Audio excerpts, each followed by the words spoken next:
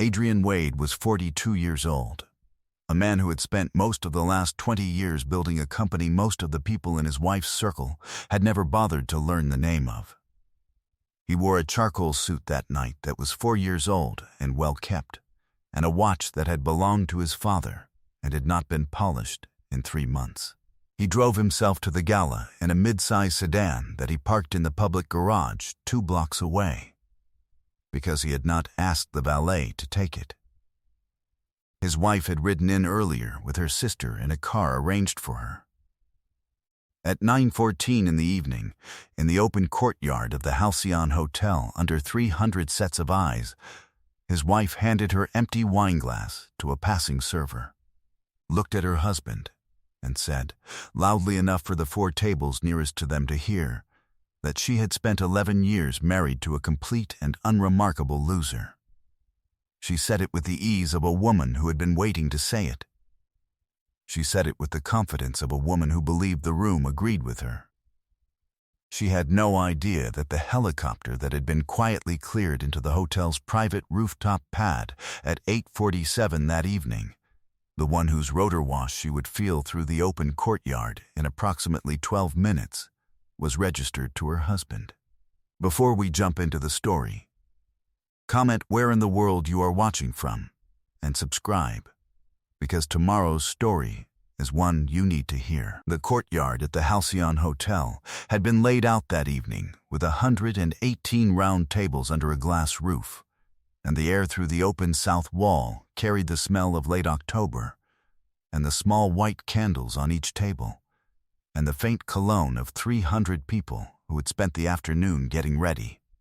Adrian had arrived alone, 20 minutes late, the way he arrived at most things, because he had been on a call from his truck in the parking garage with the operations director of the Lagos office until 8:52. He had buttoned his jacket. He had walked across the lobby. He had checked in at the registration table, where the young woman had not been able to find his name on the seated list until he gave it to her the second time. And she had apologized, and he had told her not to worry about it. He had walked into the courtyard. He had found his wife at table 17, near the front, where she had been seated by the host committee because her sister was on the board. He had sat down beside her. She had not looked up from her conversation. He had ordered a glass of water from a passing server. He had spent the next 40 minutes listening to a man across the table named Gregor Halloran explain, at length and with considerable confidence, the future of the regional commercial real estate market in terms that were partly correct, mostly outdated, and entirely uninterrupted. Adrian had not corrected him. Adrian had nodded at appropriate intervals. Adrian had been watching his wife. Her name was Cassandra. She was 39 years old, a senior vice president at a mid-sized advertising firm she had joined 4 years ago, and at which she had spent those 4 years explaining, to anyone who would listen, that she was the one bringing in the major accounts. She wore an emerald green dress that evening that she had ordered from a boutique in the city the previous month, and that had cost slightly more than Adrian's monthly mortgage payment on the house they shared. She had been drinking champagne since the cocktail hour. She had been drinking it the way a person drank when they had decided, sometime earlier in the evening, that they were going to do something they had been planning to do for a while. Adrian had noticed this. He had filed it away the way he filed everything he did not yet need to act on, quietly, without announcing what it meant. Cassandra had told her sister at the cocktail hour that she was going to do it tonight. She had not said what it was. Her sister had not asked. Her sister had been hearing pieces of this from Cassandra for almost 6 months and had stopped, at some point in August, pressing for more detail. Cassandra had decided, sitting in a chair in front of the mirror that afternoon while her hair was being finished, that tonight was the night she stopped pretending. She had decided this not because Adrian had done anything in particular, but because Adrian had not done anything in particular, ever. and she had reached the end of a long internal arithmetic in which the absence of what she had wanted to be married to had finally outweighed the presence of what she had been married to. She had decided that she was going to make a small, controlled public scene at the gala, in front of the people whose opinions she had been cultivating for 4 years, and that the scene would do the work of telling everyone what she had not yet told them, which was that she was about to be available again. Then she would file the papers on Monday morning. She had it planned. She had not planned for the helicopter. Adrian Wade had spent the last 17 years building a company called Wadefield Logistics, which had begun as a single small freight contract he had signed at 25 in a parking lot off the interstate, and which now operated a global air freight network out of 3 hub cities on 3 continents. He owned 81% of it. He had taken it from a single contract to a $500 million private holding without taking it public, without naming it after himself, and without ever appearing in any of the regional business press, because he had asked his communications director, a woman named Patrice Lynn, to make certain he never did. Patrice had been with him for 14 years. She had been very good at her job. Most of the people at his wife's office, including the senior partners, did not know what Wadefield Logistics was. Cassandra herself had never asked.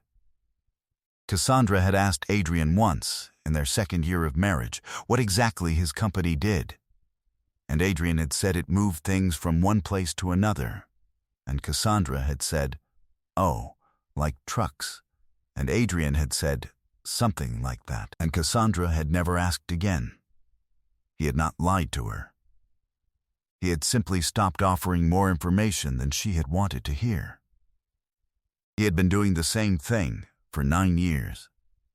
He drove the mid-size sedan because he had bought it in cash 6 years ago and saw no reason to replace something that still ran. He flew commercial when the routes were good and on one of the company's 2 private aircraft when they were not, which was a thing Cassandra had never asked about, because she had assumed, for 11 years, that the times he was out of the country were the times the trucks needed him. He owned a helicopter, because the Lagos office and the European hub used one regularly, and his operations director had insisted 3 years ago that Adrian himself needed regular access to one for the cross-region weekly reviews.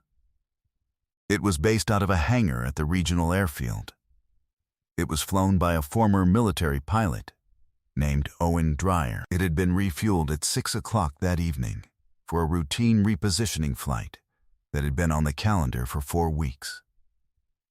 The repositioning flight involved bringing the aircraft from the airfield to the Halcyon Hotel's rooftop pad at 9 o'clock, picking up Adrian and Patrice Lynn and the firm's chief financial officer, and continuing on to the airport for a midnight cargo audit at the Eastern Hub that had been scheduled since the previous month. The flight had been on Adrian's calendar since September. He had not mentioned it to Cassandra. Cassandra had not asked what he was doing later. Cassandra had not, in fact, asked Adrian what he was doing later on any evening for the past 6 years. 3 weeks before the gala, Adrian had been in his office on a Thursday afternoon, in a quiet corner of the building that did not have his name on it, when Patrice Lynn had come in and closed the door and sat down across from him with a folder in her hands. Patrice did not bring folders into his office. Patrice handled folders through the calendar, through email, through her own staff. The folder in her hands meant something. Adrian had asked her what was in it. Patrice had set it on the desk and had said, quietly, "I want you to read this before you decide whether you want to keep being polite about your marriage." What Patrice had brought him was the kind of file Patrice had spent 14 years not bringing him, because Patrice was not the kind of communications director who brought personal files to her chief executive's desk, and because she had spent 14 years drawing that line very carefully. She had drawn it differently that afternoon for a reason. The reason was Maris Calloway, a 61-year-old paralegal at Adrian's outside law firm who had been close to Adrian's late mother 30 years earlier, and who had, the previous summer, run into Cassandra at a restaurant downtown at a table where Cassandra had not been alone and had not been with anyone Maris recognized. Maris had not said anything to anyone for almost a month. Then, she had called Patrice. Patrice and Maris had been speaking, on and off, for the better part of a year. Patrice had retained, on her own initiative and her own personal funds, a discreet investigator named Hollis Bram. Hollis Bram had spent 6 weeks doing the kind of patient documentary work he had spent 20 years learning to do. The folder Patrice had brought in on Thursday afternoon contained his report. The report was not, by itself, dramatic. The man Cassandra had been seeing was a regional sales director at the firm where she worked. A man named Curtis Vale, who was 3 years younger than she was, who was married, and whose wife did not know. Cassandra had been seeing him for approximately 14 months. They had been careful. They had not been careful enough. Hollis Bram had photographs, dates, locations, 2 hotel reservations, and 1 specific Friday afternoon in August at a small lake house outside the city that belonged to Cassandra's sister, and that Cassandra had told Adrian, on that specific Friday, she was using to host a small spa weekend for 3 friends from work. There had been no friends. There had been Curtis Vale. There had been a bottle of wine on the dock at 6 in the evening. Hollis Bram had taken the photograph from the woods on the opposite side of the small inlet. He had used a long lens. The wine label was visible. The faces were visible. The date was visible. The photograph was, in Patrice's professional estimation, sufficient. Adrian had read the file in 20 minutes. He had not said anything for several minutes after he finished. Then he had closed the folder and had asked Patrice one question. Does she know about Wakefield? Patrice had said, no. We've been very careful about that. The accounts are clean. The corporate structure has kept your name out of every public filing she could have looked at. She thinks you run a regional trucking operation. She has thought so for 11 years. Adrian had nodded slowly.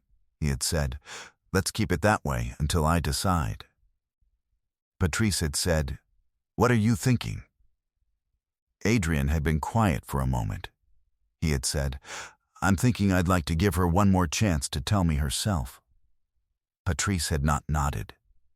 Patrice had not argued. Patrice had simply said, and if she doesn't? Adrian had said, then we let her finish the sentence she's writing and we read it back to her. He didn't move fast.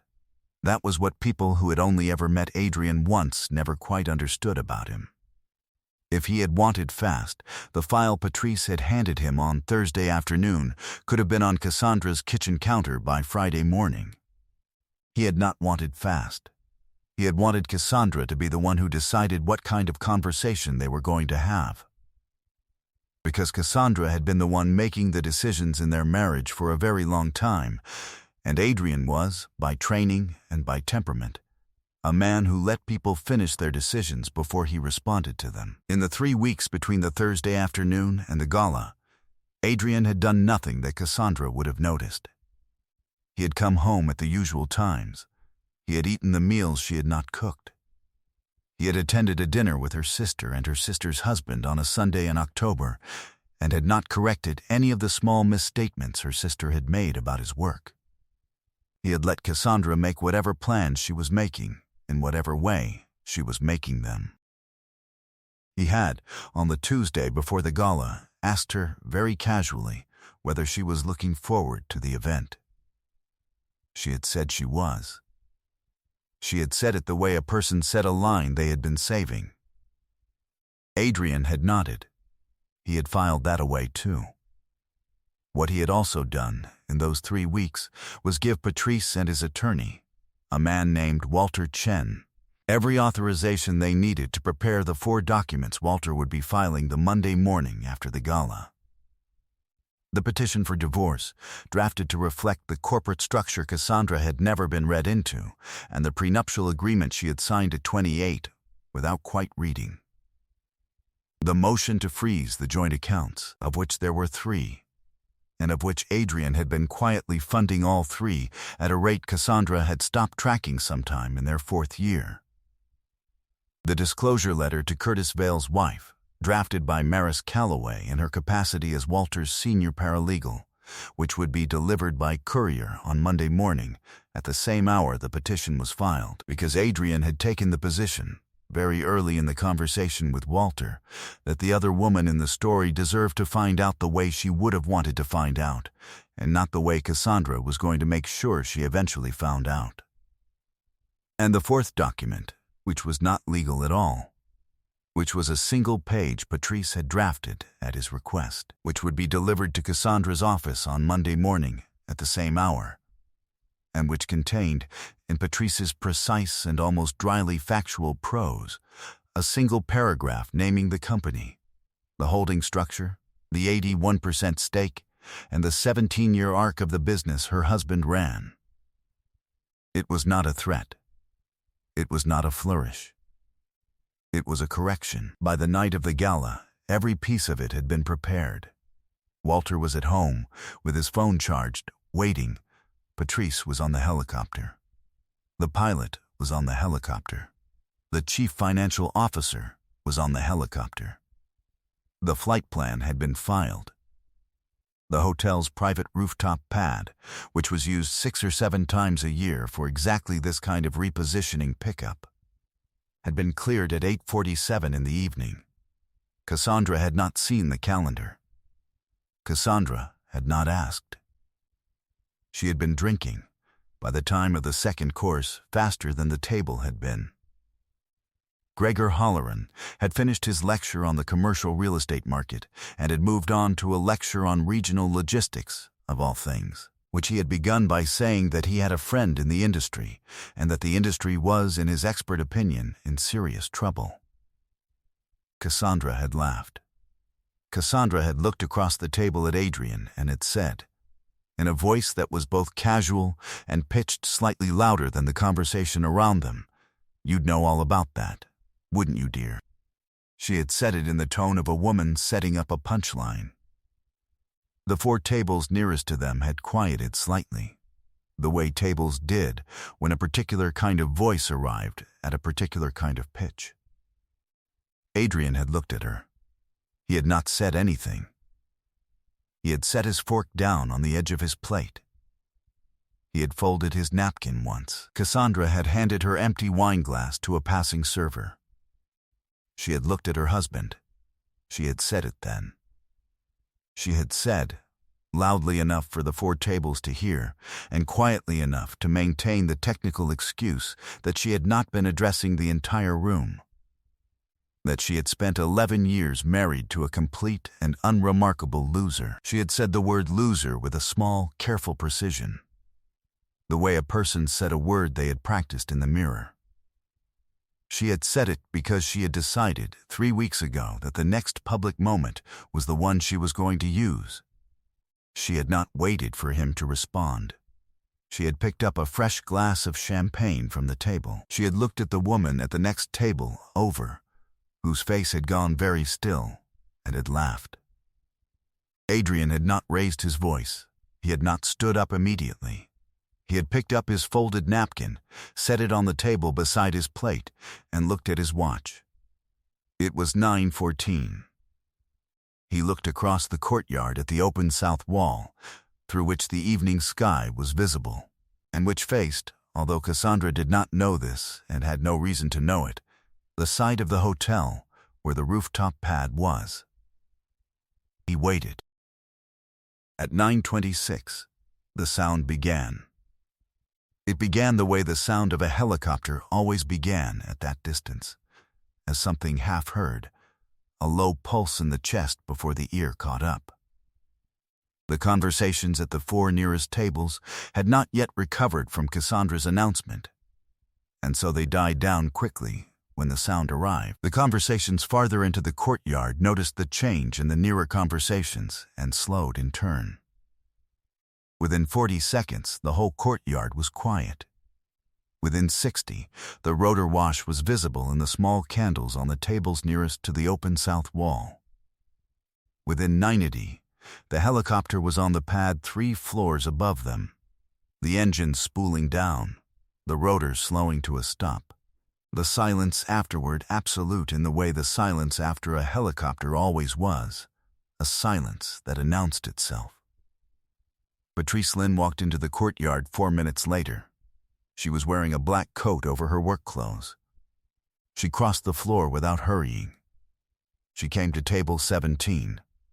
She did not look at Cassandra. She bent slightly toward Adrian and said, in a voice that was just loud enough to carry to the nearest tables and no farther, "We're ready when you are, sir. The CFO is up top." "Owen says we have a 40-minute window." Adrian looked at her. He nodded once. He stood. He buttoned his jacket. The tables nearest to them had gone very still. Gregor Holleran had set his glass down. Cassandra's sister, at the next table, had stopped mid-sentence with her mouth slightly open and had not yet closed it. Cassandra was looking at Patrice. Cassandra was looking at the way Patrice had said the word sir. Cassandra had been at this event 4 years in a row. Cassandra had attended 6 similar events in the last decade. Cassandra had never, in her life, been at one of them when a helicopter landed on the roof for someone she was sitting next to. Adrian did not look at Cassandra right away. He looked across the table at Gregor Halloran. He said evenly, "It was nice meeting you. I wish you luck with the logistics question. My company handles approximately 19% of the air freight through this region. I would be happy to send you the latest sector report if you'd like to read it before your next conversation about it." He took a small business card from the inside pocket of his jacket. He set it down on the table in front of Gregor. The card said Adrian Wade, founder and chief executive, Wadefield Logistics. It said nothing else. Adrian did not wait for Gregor to read it. He turned then to Cassandra. He looked at her for a moment, not coldly, not with anything that could have been called satisfaction, simply the way a man looked at a person he had finally, completely understood.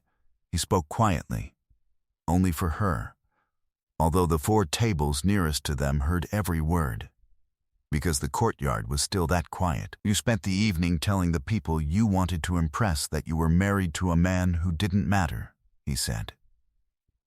"You spent 11 years not asking me a single real question about the work I did. You decided what kind of man I was at a wine glass and a punchline, and you made yourself the judge of it in front of 300 people. That was the part that cost you. Not the helicopter, not the company, the deciding." He walked toward the door at the back of the courtyard, where Patrice was already holding it open for him. He did not look back. It did not happen all at once. By Monday morning at 10 o'clock, Walter had filed the petition. By Monday morning at 10:30, the courier had delivered the disclosure letter to Curtis Vale's wife at her office. By Monday morning at 11, the single-page summary of Wadefield Logistics had been hand-delivered to Cassandra at her desk by a young man from Patrice's office, who had not, by his instructions, said anything when he handed it over and had not waited for a response. By the following spring, Cassandra had left the advertising firm, not because she was asked to, but because the people she had spent 4 years cultivating had begun, very quietly, to stop returning her calls. Curtis Vale had been quietly let go in February. His wife had filed her own divorce in March. Cassandra's sister had taken 6 months to call her again, and when she had, it had not been the call Cassandra had hoped for. Adrian did not pursue any of it. He had not needed to. Walter had handled the filings. Patrice had handled the disclosures. Maris Calloway had handled the letter to Curtis Vale's wife the way she handled everything, with care and without drama. Adrian had spent the spring at the Lagos office in the European hub. He had taken on 2 new senior hires. He had finally polished his father's watch. On a clear evening in October, exactly 1 year after the gala, Adrian sat on the small back porch of the house he had moved into in March, which was smaller than the one he had shared with Cassandra, and which sat on a quiet street he had picked because it had reminded him of the street he had grown up on. He had a glass of water in his hand. The sky was the color it got in October, just before the sun went down. The deep, clean blue that did not announce itself. He could hear, somewhere across town, the distant sound of a helicopter. It was not his. He listened to it for a moment. Then he went inside and turned out the light. I hope you enjoyed that one. Be sure to like the video and subscribe so you don't miss the next story. I've picked out 2 more for you that I think you'll really like.